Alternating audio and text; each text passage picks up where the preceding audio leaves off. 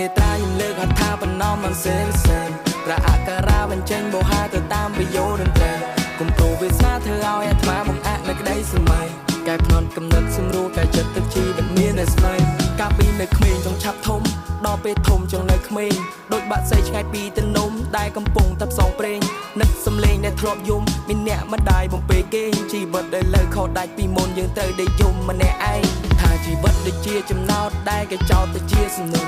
ជីវិតដូចចាក់លេខឆ្នោតអ្នកដែលត្រូវជាអ្នកទទួលដោយស្រ័យទៅតាមដំណើររកដំណោះទៅតាមសម្រងជីវិតឌិនហោះឌិនហើបើហ៊ានដើរក៏ត្រូវហ៊ានទូវិបត្តិផ្លូវចិត្តវាជាកំបិតអាចឆក់ជីវិតយើងគ្រប់ពេលមុននឹងប្រព្រឹត្តឆ្លងកាត់ការគិតគុំតាមកំហឹងខឹងមួយពេលយើងចេះគុនគូបោកដកគុនចែកគុំទៅបាយទៅតាមគេជឿជាក់ខ្លួនឯងស្រឡាញ់ខ្លួនឯងត្រូវប្រាប់ខ្លួនឯងមិនអីទេពេលនេះអ្នកហត់តែមែនទេ